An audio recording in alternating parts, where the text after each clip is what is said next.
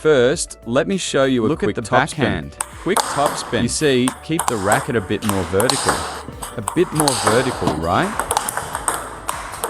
Look at these last few shots. Why did one just brush too thin and the other hit the net? Because I closed the racket too much. Let me keep it more open, right?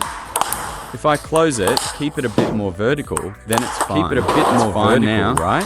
Here comes another one. Look, let's do another one. Backhand another forward loop. Look, 1, 2, again, 1, 2, again, 1, 2. These forward loops. You guys should be able to hear the sound. Hear that crisp smack sound. Why do many friends say, for the forward loop, you must hit through to the blade to produce that sound? If you want to hit through the blade, you first need solid contact. Only then can you hear this sound of hitting through the board. Secondly, many friends, when practicing the forward loop, what problem do they have? Breaking too early. Stopping the swing too early. Many friends do the forward loop like this. Looping the ball like this, you see. Breaking too early. Including the forehand loop as well. The breaking point is always here. Always looping the ball like this. Like this, you won't be able to loop. The breaking point is very bad. So what should we do first? Push our breaking point further forward. That is to say, originally now we put the breaking point in the front. Put it here and then stop. 1. That is to say, what kind of feeling should we find first? First, we need to throw this ball out. You can practice the forward loop like this. Let me show you.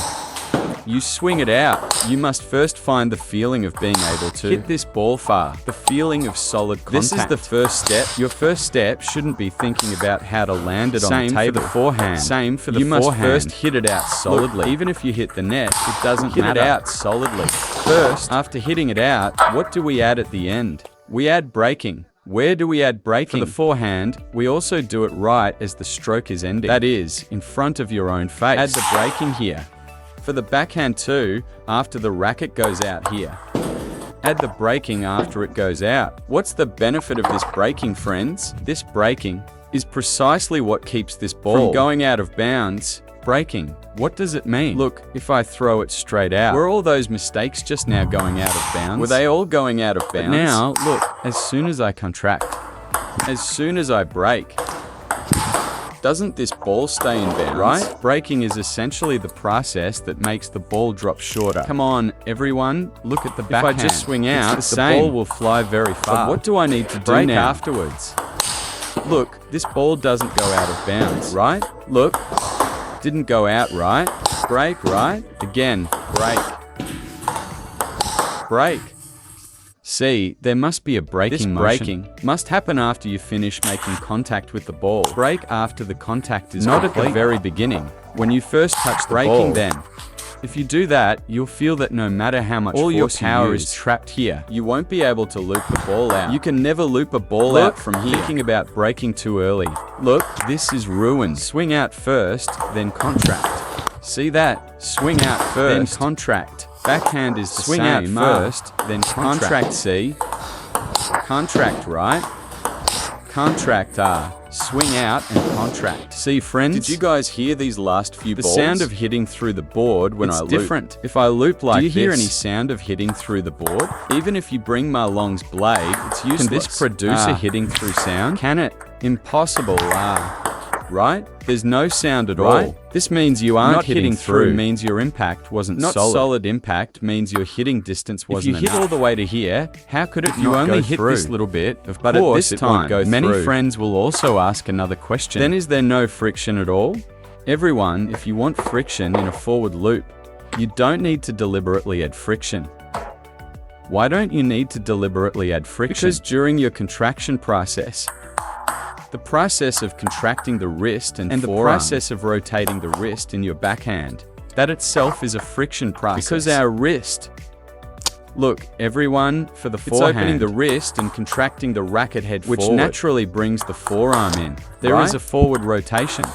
Right? The backhand is the same. Open the wrist, rotate the racket. Open the wrist, rotate the racket. This process is already inherently a friction process. We don't need to do what? We don't need to deliberately go upward or deliberately try to add extra friction. Otherwise, the effect of your forward loop won't come out. We only need to when doing the forward loop during the process of swinging out. And the final breaking phase.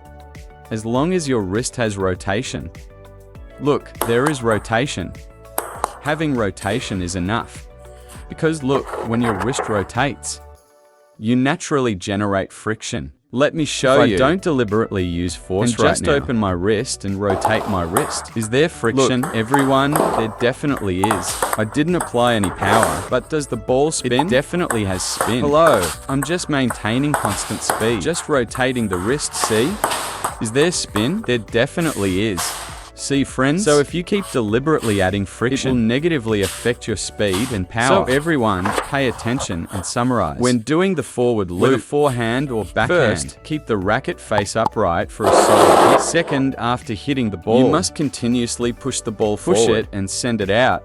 Only then can the ball's trajectory and the loop you hit will be deep. Third, after sending it out, there must be a braking motion. This braking is to prevent overswinging.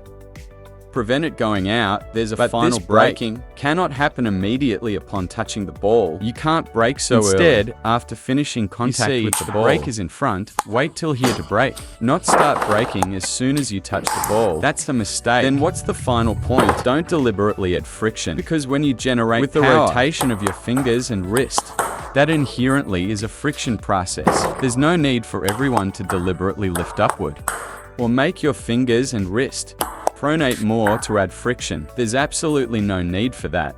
Braking is like applying the brakes. What is braking? On one hand, right? The final burst of power until releasing the ball. It must be an acceleration, which is stepping on the gas, followed by the braking process. Braking early is called a hard brake, early brake. What I'm asking for now is for everyone to brake late. Late braking means where originally you'd brake early. I want you to brake here instead. This is late braking. Understand, friends? Backhand works on the same acceleration is stepping on the gas. Final braking is stepping on the brakes, right? After stepping on the gas, doing it here is an early brake. I want you to wait until here to brake. This is called late braking.